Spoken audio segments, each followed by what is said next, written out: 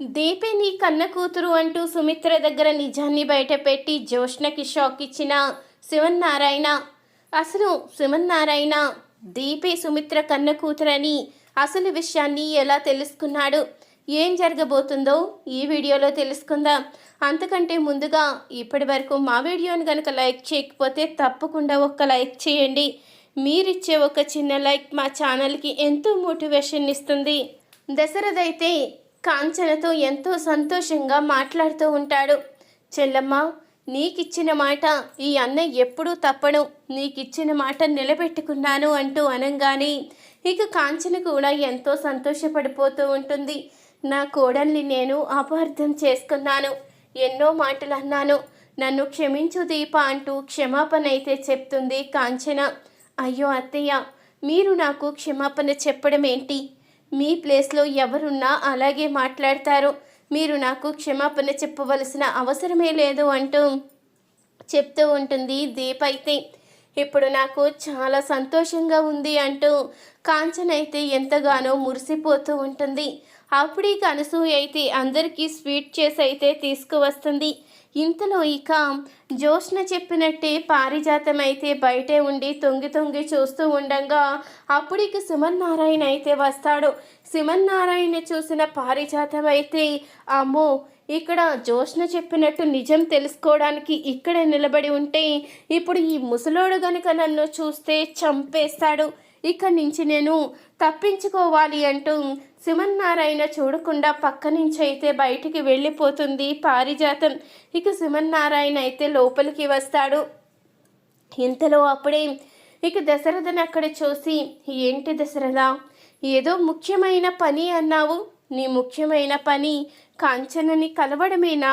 ఈ విషయం చెప్తే నేను కూడా వచ్చేవాణ్ణి కదా అంటూ సుమన్నారాయణ అంటూ ఉండగా, అది కాదు నాన్న, నేను చెల్లెలికిచ్చిన మాట నిలబెట్టుకున్నాను అని చెప్పడానికి వచ్చాను అంటూ దశరథ అయితే అంటూ ఉంటాడు. చెల్లెలికిచ్చిన మాట, ఏం మాట ఇచ్చావు, ఏం నిలబెట్టుకున్నావు అంటూ సుమన్నారాయణ అడిగేసరికి, దీప కడుపులో బిడ్డని కాపాడే బాధ్యత నాది అని చెప్పాను కదా నాన్న, దీప కడుపులో బిడ్డకి ఎలాంటి ప్రమాదం లేదు, తల్లి బిడ్డ క్షేమంగా ఉన్నారు అంటూ చెప్పంగానే ఆ మాటకి శివనారాయణ కూడా సంతోషపడుతూ ఉంటాడు. ఆయన దీపకి తన కడుపులో బిడ్డని ఉంచుకోవడం ఇష్టం లేదని కదా వాళ్ళు హాస్పిటల్లో జాయిన్ అయ్యింది, ఇప్పుడేమో నువ్వు ఇలా మాట్లాడుతున్నావేంటి, అసలు ఏం జరుగుతుందో నాకే అర్థం కావడం లేదు అంటూ శివనారాయణ అంటూ ఉండగా, అది కాదు, అక్కడ జరిగింది ఒకటి, మీరు అనుకున్నది ఒకటి. నిజంగానే దీపకి తన కడుపులో బిడ్డకి ప్రమాదం ఉందని ఆ డాక్టర్ చెప్పారు. ఆ డాక్టర్ చెప్పంగానే కార్తీక్ కూడా ఎంతగానో బాధపడ్డారు. అందుకని ట్రీట్మెంట్ జరిపించాము అంటూ అనంగానే, మరి జోష్న తీసుకువెళ్ళిన డాక్టర్ ఎలాంటి ప్రమాదం లేదని చెప్పినప్పుడు నిలదీస్తేనే కదరా ఈ మాట అన్నారు అంటూ ఇక శివనారాయణ అయితే నిలదీస్తూ ఉంటాడు. సర్లే నాన్న, ఇప్పుడు అదంతా ఎందుకు, ఇప్పుడు అంతా నార్మల్ అయింది కదా, ఇప్పుడు అందరూ సంతోషపడే సమయం అంటూ ఇక దశరథ అయితే చెప్పంగానే అప్పుడే శివనారాయణకి అయితే అనుమానం వస్తుంది దశరథ మాట మీద. ఇక దశరథ మాట విని అనుమానంతోనే ఇక బయటికైతే వస్తాడు. ఇంతలో ఇక దశరథ కూడా బయటికి రాగానే దశరథనైతే వేరే చోటుకైతే తీసుకుని వెళ్తాడు శివనారాయణ. అప్పుడే ఇక శివనారాయణ అయితే దశరథని నిలదీస్తూ ఉంటాడు. నిజం చెప్పు, జరుగుతున్నది ఒకటి, అసలు నువ్వు చేస్తున్నది ఒకటి, ఏం జరుగుతుందో నాకు అర్థం కావడం లేదు. ఒక తండ్రిగా నిన్ను నిలదీసే హక్కు బాధ్యత నాకున్నాయి, తండ్రి దగ్గర కూడా నిజాన్ని దాచిపెడుతున్నావు అంటే ఈ కన్న తండ్రి అంత అసమర్థుల్లా కనిపిస్తున్నాడా, లేకపోతే నా తండ్రికి చెప్పేదేంటి అంటూ నువ్వు నన్ను తీసి పడేస్తున్నావో నాకు అర్థం కావడం లేదు అంటూ శివనారాయణ అయితే సెంటిమెంట్తో దశరథని నిలదీయంగానే శివనారాయణ బాధను చూసిన దశరథ అయితే అసలు విషయాన్ని అయితే బయట పెట్టేస్తాడు.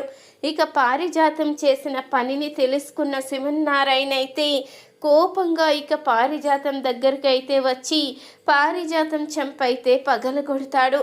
అది కాదండి, ఏం జరిగింది, ఇప్పుడు నన్ను ఎందుకు కొడుతున్నారు అంటూ ఇక పారిజాతం అడుగుతూ ఉండంగా, నిన్ను కొట్టాలా చంపాలా, పుట్టుకతోనే పిల్లల్ని మార్చేస్తావా, అసలు పసిపిల్లల్ని మార్చడానికి నీకు మనసెలా వచ్చింది, నువ్వు అసలు మనిషివేనా, నా మీద పగతో పిల్లల్ని మార్చడమేంటి, నిన్ను అసలు బ్రతకనివ్వను అంటూ సింహనారాయణ అనేసరికి, నన్ను క్షమించండి, దయచేసి నన్ను ఏమీ చెయ్యొద్దు, ఇంకెప్పుడు ఇలాంటి తప్పు చెయ్యను, అయినా మీ మనవరాలు మీ దగ్గరే ఉంది కదా, నేను చేసిన తప్పుకి శిక్ష నేనే కదా అనుభవించాను, జోష్ని మీ అసలైన మనవరాలు, నా మనవరాలు ఏమైపోయిందో నాకే తెలియదు, నేను చేసిన పాపిష్టి పని కారణంగా దాసు కన్న కూతుర్ని దూరం చేశాను అంటూ ఇక పారిజాతం అంటూ ఉండంగా, ఏంటి నువ్వు దూరం చేసింది, నీ అసలైన మనవరాలే జోష్న, నా అసలైన వారసురాలు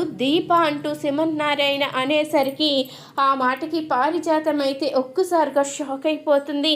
ఏంటి, దీప ఈ ఇంటి అసలైన వారసురాలా, అందుకే జోష్న ఈ విషయం తెలిసి ఇదంతా నాటకం ఆడినట్టుంది, ఆ పాపిష్టిది నాతో ఈ విషయం చెప్పుంటే నేను ఇంకా జాగ్రత్త పడి ఉండేదాన్ని, అది చెప్పకపోగా నన్ను ఇలా ఇరికించింది అంటూ పారిజాతం అయితే తన మనసులో అనుకుంటూ ఇక సింహనారాయణ కాళ్ళ మీద పడి క్షమాపణ అయితే చెప్తుంది. ఇంకెప్పుడు ఏ తప్పు చెయ్యను, నన్ను వదిలిపెట్టేయండి, ఇంకొకసారి గనుక ఏదైనా తప్పు చేశానని తెలిస్తే మీరు ఏ శిక్ష వేసినా భరిస్తాను అంటూ పారిజాతం అంటూ ఉండంగా, ఈసారి నువ్వు శిక్ష వేస్తే భరిస్తాం కాదు, ఏకంగా చంపి పైలోకానికి పంపించేస్తాను అంటూ సింహనారాయణ అయితే పారిజాతానికి వార్నింగ్ ఇచ్చి కిందకైతే వస్తాడు. ఇంతలో ఇక దీప్ అయితే వస్తుంది.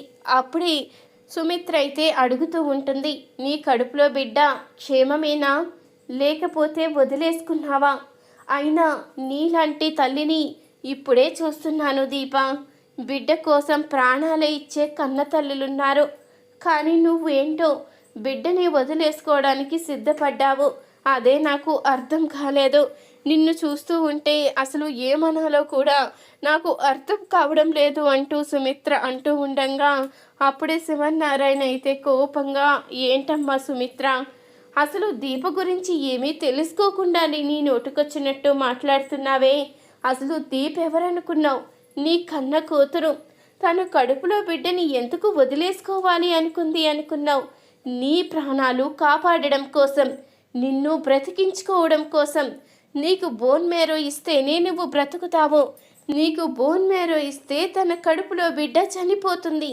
ఇదంతా తెలిసి కూడా తన బిడ్డని త్యాగం చేయడానికి కూడా సిద్ధపడి నిన్ను ప్రాణాలకి తెగించి కాపాడుకుంటే దీపను ఇంత దారుణంగా ఎలా మాట్లాడగలుగుతున్నావమ్మా సుమిత్ర, దీపే నీ కన్న కూతురు, నీ కారణంగానే తన బిడ్డను వదులుకోవాలి అనుకుంది తప్ప తన మనసులో ఎలాంటి స్వార్థం లేదో అది తెలుసుకోమ్మా సుమిత్ర అంటూ నిజాన్నైతే బయట పెడతాడు సింహనారాయణ. ఈ విషయం తెలుసుకున్న సుమిత్ర అయితే దీప చేతులు పట్టుకుని కన్నీళ్ళైతే పెట్టుకుంటూ ఉంటుంది. ఇన్ని రోజులు నువ్వే నా కన్న కూతురువని తెలియక నిన్ను ఎన్నో మాటలు అన్నాను, నన్ను క్షమించమ్మా అంటూ అనంగానే, నువ్వు నా కన్న తల్లివి, నువ్వు నాకు క్షమాపణ చెప్పడం ఏంటి అంటూ అడుగుతూ ఉంటుంది దీప అయితే. ఇంతలో అప్పుడే జోష్న అయితే కిందికి వస్తుంది. ఏంటి, నీ కన్న తల్లి అంటున్నావు సుమిత్ర, నా కన్న తల్లి, నీ కన్న తల్లి కాదు, ఇంకొకసారి నీ కన్న తల్లిలా మాట్లాడావు అంటే ఊరుకునే ప్రసక్తే లేదు అంటూ జోష్న అనగానే, ఏంటి ఊరుకునేది, అన్ని విషయాలు తెలిసి కూడా నాటకాలు ఆడడమే కాకుండా నోటికొచ్చినట్టు మాట్లాడుతున్నావు, నువ్వు ఇంటి వారసురాలువే కాదు, దీపే ఇంటి అసలైన వారసురాలు, నా కోడలు బ్రతకడానికి కారణం నువ్వే అని నువ్వు అనుకుంటున్నావు, నా కోడలు బ్రతకడానికి కారణం దీప, నా వారసురాలు, నా అసలైన మనవరాలు, తన కారణంగానే ఈరోజు సుమిత్ర బ్రతికింది, నీ కారణంగా కాదు. నీ నుంచి దీపను కాపాడుకోవడం కోసం దశరథ కార్తిక్ ఇంత నాటకం ఆడారని అసలు తెలుసుకోలేకపోయాను. ఈ విషయం నాకు తెలుసుంటే నిన్ను ఎప్పుడో చంపేసేవాణ్ణి అంటూ సుమన్ నారాయణ అయితే ఇక జోష్నకి ఊహించని షాక్ అయితే ఇస్తాడు. ఈ వీడియో కనుక నచ్చినట్టయితే తప్పకుండా ఒక్క లైక్ చేయండి. మీరిచ్చే ఒక్క లైక్ మా ఛానల్కి ఎంతో మోటివేషన్ ఇస్తుంది.